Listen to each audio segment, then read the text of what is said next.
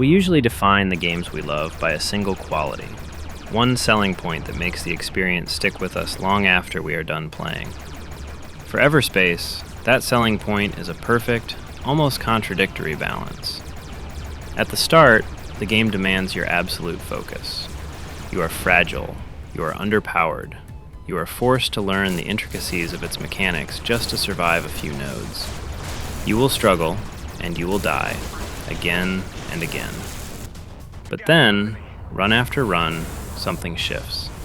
Your knowledge deepens, your ship's stats climb, and the desperation fades. The game transforms. It allows you to eventually shut off your brain, lean back, and enter a state of pure flow while massacring sector after sector. You go from scrapping for survival to tearing through enemy factions with muscle memory alone. That progression, that core loop, is the selling point. That's the thing that makes Everspace a great roguelite. Most space simulators treat space as it actually is, a vast, terrifyingly empty black void punctuated by distant white dots. Everspace rejects this entirely, trading the cold laws of physics for the warm embrace of cosmic fantasy. This visual density serves a dual purpose. Aesthetically, it keeps the eyes fed. There is always something massive and beautiful looming in the distance. But mechanically, it helps you orient yourself and fight. You need these floating structures to weave through, to break line of sight, to ground yourself in a 3D space that would otherwise feel disorienting. You need clarity.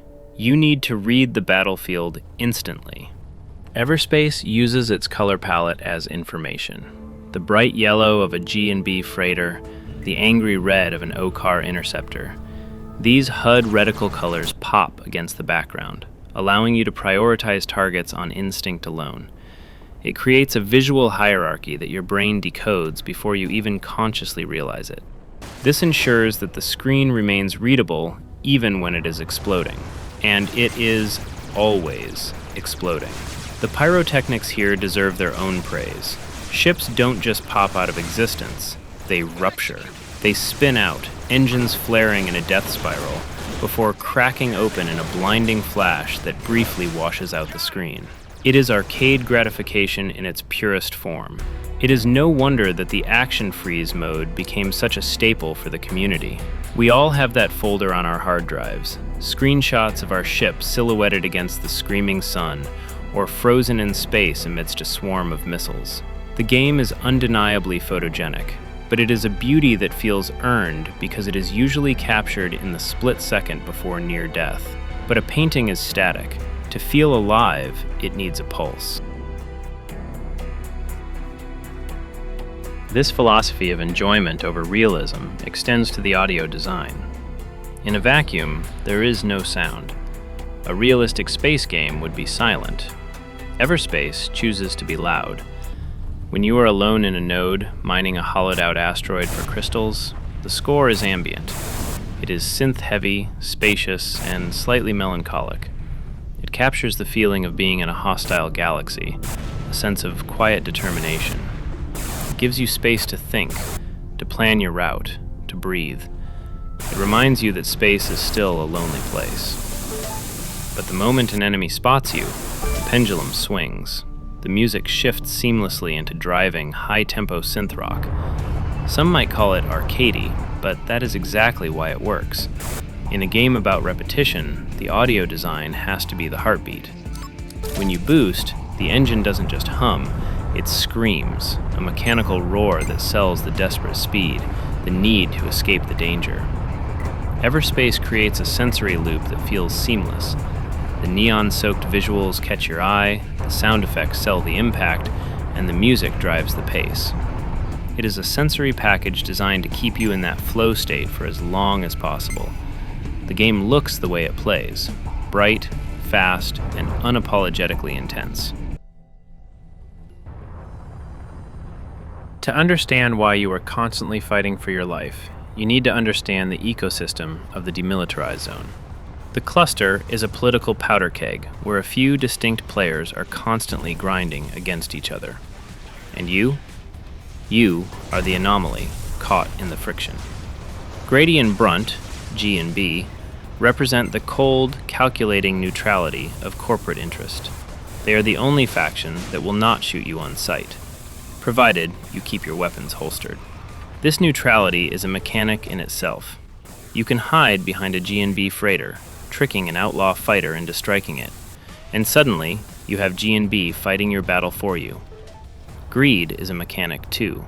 G&B's containers are filled with valuable resources, and sometimes the temptation to crack open a corporate transport outweighs the tactical safety of their indifference. The outlaws are the vultures of this universe. Disorganized, desperate, and heavily armed, they occupy the role of the standard pirate faction. They don't fight for a flag, they fight for the cargo in your hold. The Okkar view you as an invader and a rogue element, so they attack on sight to enforce their borders. Unlike the outlaws, their aggression is disciplined. They patrol their sectors with military efficiency, utilizing superior technology and overwhelming firepower. Finally, there is the colonial fleet, humanity's military arm. You won't see them often, but their shadow looms large over the narrative. The first few hours of this game are a lesson in humility. Your shields are paper thin, your engines gasp for air, and your weapons feel like they are firing confetti. You jump from node to node, scraping together credits, mining fuel, and inevitably you hit a wall. Maybe it's an encounter with an Okkar fighter. Maybe it's a group of outlaws, but the ending is always the same. You turn into space debris. There is a distinct grind inherent in the design. In the beginning, you simply do not have the energy regeneration to sustain continuous fire for long enough. It can feel like the game is artificially padding its length by making you close to mathematically incapable of winning until you've sunk hours into farming credits. Everspace sits in that strange, often debated territory between roguelike and roguelite. While traditional roguelikes test pure skill by resetting you to zero, Everspace focuses on accumulation. It is a loop built on the promise of failure. It is a structure that demands you break yourself against the wall until the wall finally gives. When your ship explodes, you aren't sent back to a title screen. You are sent to the hangar. The credits you scrambled to collect during your run are now yours to spend. You use them to upgrade your energy capacity and reinforce your hull. This is the meta progression, the engine that drives the one more run syndrome. You launch again. This time you survive Sector 1. You die in Sector 2. You buy better engines. Next run, Sector 3. It is a ladder built entirely out of your own failures. It respects your time because no run is ever truly wasted. Even a disastrous 5-minute sortie where you accomplish nothing but crashing into an asteroid yields a handful of credits. You are always failing forward. On the next run, you are a little stronger, a little faster, a little more capable of surviving the initial onslaught. But if you linger too long, the game sends in the cleaners. This is where Everspace distinguishes itself from the slower, more contemplative space sims. It employs a soft timer mechanic that fundamentally changes the pacing. If you stay in a zone too long, the Okkar forces jump in. At first, it's just fighters, then step by step it escalates to a corvette, and eventually the game spawns an invincible colonial warship to wipe you off the map. The game does not just suggest you leave, it evicts you. This extraction process is driven by the sector system. The game is a linear journey through procedurally generated clusters, taking you from Sector 1 to Sector 7. You have a limited amount of fuel, and every jump costs you. This introduces the game's primary source of tension, resource management versus greed. You jump into a node. You see a G and B freighter carrying valuable supplies. You see a cluster of rich asteroids guarded by outlaws. Do you spend the time to fight them? Do you burn your missiles to get that loot? As you progress in the game, the blueprints system becomes essential. While credits buy you stats, blueprints unlock your arsenal. Each one is a permanent unlock. Even if you die 10 seconds later, that knowledge is saved. It adds a layer of excitement to the looting. Finding a new schematic sometimes feels more valuable than surviving the run itself. This is the tipping point. The grind dissolves, and the power fantasy slowly begins. The loop is equal parts masochism and mastery. It hurts you to teach you, and then, eventually, it hands you the keys to the galaxy and lets you get even. There is a profound satisfaction in returning to Sector 1 with a fully upgraded ship. Enemies that used to terrify you are now just resource piñatas. You stop playing defensively and start playing aggressively. That Corvette that demolished you in Hour 2 becomes a minor inconvenience in Hour 20. The loop shifts from how long can I survive to how much can I extract.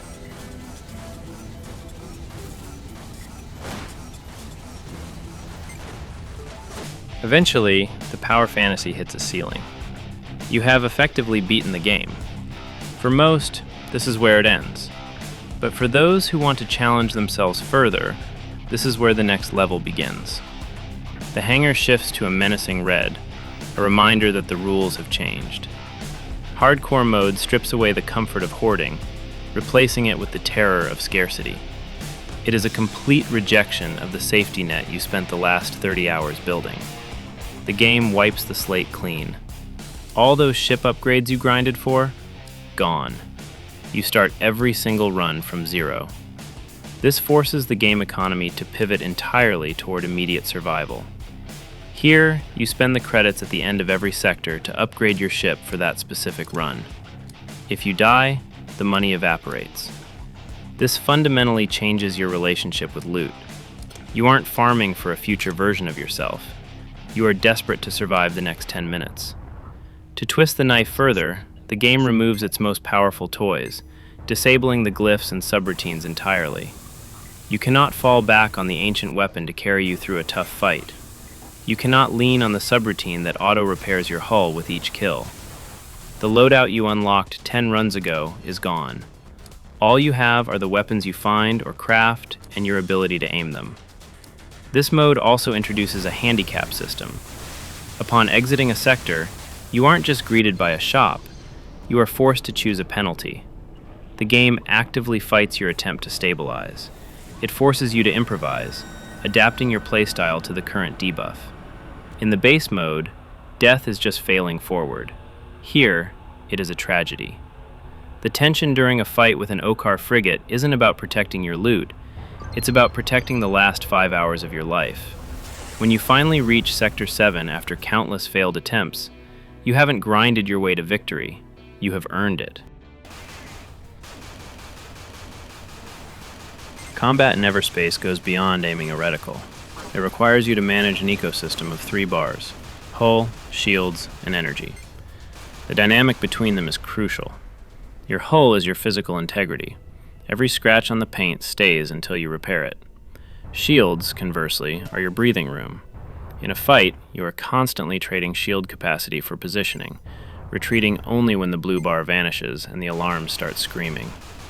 Of course, this rhythm changes depending on the ship class, but we will get to that later. Underpinning both survival and aggression is energy, the stamina bar for your entire vessel. Firing your primary weapons drains energy. Boosting away from a missile drains energy. Activating a cloaking device drains energy. You are constantly balancing the need to kill with the need to move. If you hold the trigger down too long, you might find yourself with empty engines right when you most need to escape. This resource management dictates how you use your arsenal. Primary weapons are infinite, but energy dependent. Secondary weapons don't cost energy, they cost ammunition. They are your heavy hitters, the problem solvers you save for the elites. The crown jewel of this category is the ARC 9000. It is the BFG of the Everspace universe. When you fire this weapon, the game almost seems to pause. A massive, slow-moving sphere of destruction drifts across the battlefield. It doesn't just damage enemies, it unmakes them. It is the ultimate panic button, a delete key for when the screen becomes too crowded. Firing the ARC is often not only a tactical decision, but a declaration of intent. There are too many of you, and I want you gone. While many space shooters rely purely on dogfighting skills, Everspace introduces RPG-like active abilities. These devices allow you to break the rules of engagement. Some are active, others passive, but all are useful depending on your playstyle. Finally, we have the Consumables. A well-timed damage limiter can let you face tank a Corvette. A combat drone can draw fire while your shields recharge. These are your panic buttons. They're the difference between a walk of shame to the hangar and limping to the jump gate with 10% hull integrity. The beauty of this system is the freedom it affords. You can play as a stealthy sniper using cloak and shock rifles, or as a brawling tank using flat cannons. The game gives you the toys. It's up to you to decide how to use them. What am I missing? Weapons, devices, consumables. Ah, there it is. The ancient weapon. I teased it earlier, and for good reason. It is the ultimate expression of the game's risk-reward philosophy. It is a long-range obliterator that allows you to erase enemies before they even know you exist. But, true to the game's nature, this power comes with a price. Equipping it locks your weapon slots. No other primaries or secondaries, no switching, and every shot you take drains your own hull. Yet even with those drawbacks, the late-game encounters feel brutally rigged in your favor. You aren't alone in a node with the enemies. They are alone in there with you. Space is a lonely place. In a game designed around endless repetition and isolation, the silence can become suffocating. To counter this, Everspace gives you a voice in your ear. HIVE. HIVE is the onboard AI, but calling it a navigation tool does it a disservice. It is your co-pilot, your handler, and your harshest critic. The dynamic between the main character and HIVE is the narrative glue that holds the runs together. Adam is the improvisational, often reckless human element, while HIVE is the cold logic trying to keep you on mission. It starts as a purely functional relationship, but as the runs blur together, a genuine rapport forms. It's a classic buddy cop trope played out over hundreds of light years. HIVE often acts as the straight man to Adam's frustration, delivering deadpan insults about your piloting skills or dry observations about the futility of your existence. This dynamic allows exposition to unfold naturally through conversations. Instead of reading logs to understand the world, you learn about the universe through their arguments. This dynamic grounds the game, making the ship feel occupied by two distinct characters. The banter is tied heavily to the main story progression and specific scripted events. Once you've peeled back the story layers and reached the finale, HIVE becomes much quieter. The cockpit starts to feel empty. You miss the sarcasm. You miss the banter. The silence of deep space begins to creep back in, highlighting a void that needs to be filled. Fortunately, the galaxy didn't remain empty for long. The Encounters expansion was the answer to this silence. It added new guns and a new ship, but more importantly, it added proper side characters. It took the procedural generation and injected it with personality, transforming the DMZ from a purely hostile cluster into a place where people actually live, work, and scheme. The expansion introduces 5 major quest-giving NPCs. They are fully voiced characters with arcs that span multiple runs. You might launch a run not to beat the game, but to find a specific NPC and continue their story. Tareen is an Okkar trader who wants to barter with you rather than kill you. Are those trades worth it? Absolutely not. He demands exorbitant amounts of rare materials, often crippling your current run's economy for rewards that rarely feel worth the investment. However, he is a fantastic distraction. You can fly tight loops around his ship, tricking enemy AI into firing at him. His turrets will return fire, effectively turning him into a free, automated sentry. So make sure to pay him a visit when you see him, but don't trade any resources. Then there is Elec, an outlaw pilot with a distinct lack of self-preservation instinct, who decides that you are more useful alive than dead. His missions are adrenaline-fueled combat sorties that usually involve helping him and his clan. Once you earn his loyalty, Elec gains the ability to jump into your runs unannounced.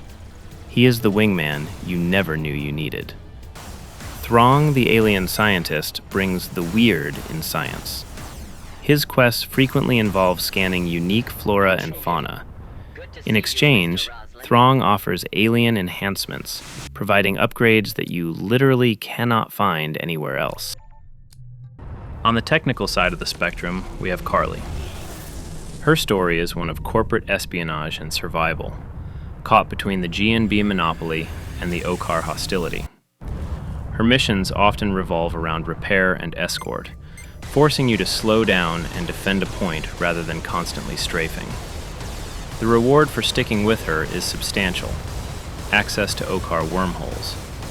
Story-wise, her questline is intriguing, so I'm not going to spoil where things go from there. Maurice injects a much-needed sense of humor into the universe. He is a robotic bounty hunter who speaks with a thick French accent and is far from a cold killing machine. He suffers from a crippling addiction to a strategy simulation game. He is often too distracted by his digital hero's journey to actually do his job. His quests don't feel like military operations. They feel like you are covering for a friend who is slacking off at work to play a game he's been waiting months for. The Encounters DLC fleshes out the game further by simply adding more variety to the world. It gives you a reason to explore the corners of the map, not just rush to the jump gate. The galaxy of Everspace is viewed through a cockpit, but the shape of that cockpit fundamentally alters the nature of the view. The game offers 4 distinct ships, each demanding a unique playstyle, fundamentally changing how you interact with the battlefield. We begin with the Colonial Interceptor, the baseline against which all madness is measured. In terms of statistics, it is aggressively average, offering a balanced distribution of hull integrity, shield capacity, and energy regeneration. It lacks the specialized quirks of its siblings. It has no debilitating weaknesses to overcome, nor does it possess any native superpowers. It is the definition of a jack of all trades. The handling is tight, but has a sense of weight that prevents it from feeling twitchy. When you strafe, the ship responds with predictable military precision. It allows you to focus entirely on external threats because you never have to fight the ship itself. If the Interceptor is the standard infantryman, the Colonial Scout is the assassin. It is a study in extreme fragility. The stats here are terrifying. The hull is made of wet paper, easily vaporized by a single stray missile or a bad collision with an asteroid. However, it trades this survivability for the highest speed and maneuverability stats in the game. This fragility necessitates a cowardly yet lethal playstyle. You cannot trade damage in a scout. If you take a hit, you have already failed. This ship grants exclusive access to the cloaking device, shifting the combat loop away from a chaotic brawl and toward a calculated hunt. You engage on your terms, delivering a fully charged hit with a shock rifle from across the map, only to vanish into the void before the enemy can retaliate. Flying the Scout is twitchy, hyper-responsive, and incredibly sensitive. The moment you touch the throttle, the ship bolts. This creates a sensation of dancing rather than flying. You are constantly strafing, rolling, and boosting because movement is your only armor. On the complete opposite end of the spectrum lies the Colonial Gunship. If the Scout is a scalpel, the Gunship is a sledgehammer taped to a brick. Its stats are built around a massive hull and a deep energy pool, but it suffers from the lowest mobility in the game and has no natural shields. This absence of a regenerating safety net is the defining characteristic of the class, forcing you to rely on armor plating and an abundance of nanobots. The ship's stats demand a playstyle that is all about attrition. You cannot dodge effectively. The ship is simply too heavy. Instead, the gunship utilizes an automated turret system. While you focus on the Corvette in front of you, your roof-mounted turret automatically swats flies behind you. You don't look for cover, you are the cover. The game feel of the gunship is heavy, industrial. You can feel the mass of the vessel in every turn. When you boost, the engines roar with a deeper pitch, and the ship fights to change its vector. It does not dance, it drifts. There is a profound sense of inevitability when flying it. You feel like the villain of a horror movie, slowly advancing on terrified enemies whose shots harmlessly bounce off your hull. Finally, we arrive at the Colonial Sentinel, the technician of the fleet. Introduced in the Encounters DLC, this ship occupies a complex middle ground. Its stats lean towards high shield capacity, close to double that of the Interceptor, but come at the cost of a weaker hull. The focus on devices dictates a playstyle of control. The Sentinel shines when using the EMP generator and the lightning gun. This encourages a risky approach where you dive close to enemies only to watch them drift helplessly as their systems crash, leaving them open to your wrath. It is a ship that rewards knowledge of the game's systems. Flying the Sentinel feels calculated. It lacks the raw aggression of the gunship or the panic of the scout. Instead, it feels sophisticated. The movement is smooth, similar to the Interceptor. You feel like you're piloting an advanced prototype rather than mass-produced military hardware. The narrative begins in confusion. You wake up in a cockpit, surrounded by the cold silence of the demilitarized zone. You have no idea who you are. You have no idea why you are here. All you have is HIVE in your ear and a vague, driving instinct to move forward. As you progress through the sectors, the game rewards your survival with fragments of memory. Far from standard exposition dumps, these serve as puzzle pieces for you to assemble. They are jagged shards of a past life. The first great twist that recontextualizes every hour you have spent playing comes when you enter Sector 2. You are not a person with fractured memories. You are a clone. Suddenly, the one more run loop takes on a horrifying literalism. Every time your ship exploded, that wasn't just a game over. That was a death. A real, painful death of a conscious living being. The you that died in Sector 3 is gone forever. The you that wakes up in the hangar is a fresh iteration, inheriting the knowledge from all previous runs. You are shoved into the cockpit to try again. You are not a hero on a journey. You are a product on a conveyor belt. You are biological ammunition, printed on demand to throw yourself against the wall until it breaks. As you play further, you learn the identity of the original. Adam was a scientist, a brilliant mind caught in the gears of the colonial navy. He was merely a tool used by Admiral Gork to crack the Okkar genome. But when the full extent of the project was revealed, Adam refused to be part of it anymore. And for that, he was poisoned. You inherit a war you didn't start. The entire galaxy wants you dead, not because of what you did, but because of whose face you wear. As you reach new sectors, you unlock more memory flashes. We see Seth Nobu, Adam's best friend and a military pilot. We see a friendship forged in the fires of the colonial Okkar War. Seth is the primary antagonist for much of the game. At first, he appears as just another boss fight, a barrier to overcome. But the memory fragments reveal the wound. When you finally confront Seth, it isn't a triumphant victory. It is a mercy killing. A sad conclusion to a friendship that died long before the lasers started firing. After Adam was poisoned and forced to work on the project, he managed to escape and attempted to create a new body for himself. However, he made a mistake that gave the clones his memories. Meanwhile, the automated facility was left running, creating an endless supply of them. If Seth is the personal antagonist, Admiral Gork is the systemic one. He needs the loose ends tied up, and you are a very loose end. He wants the clones erased, not because they are dangerous, but because they are evidence. Evidence of illegal experiments, of broken treaties. Gork is a classic archetype, the man who will burn a galaxy to keep a secret. But he serves his purpose well. He gives the chaos of the DMZ a face. He gives you someone to hate. As you push deeper into the sectors, the stakes shift from personal survival to existential dread. The cloning process was flawed. The DNA is unstable. You and every other clone in the production line have a finite lifespan.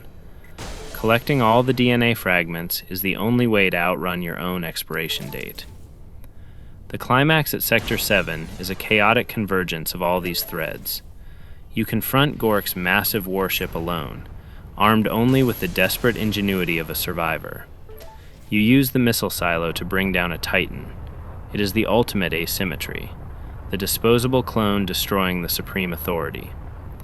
With the DNA repaired, the automated factories continue to churn out Adam Roslins. But without a mission, without the degradation forcing them to the lab, they simply leave.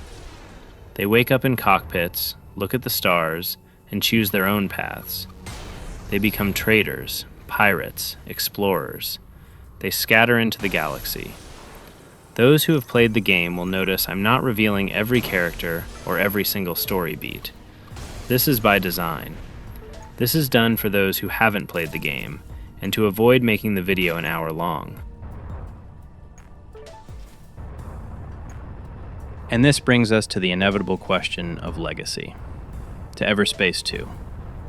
Usually, a sequel is an iteration. It takes the core loop, polishes the edges, and perhaps widens the scope. But Everspace 2 did not just iterate, it mutated. It looked at the roguelite structure, the very heart of the first game, and discarded it entirely. The sequel trades the anxiety of the run for the persistence of the campaign.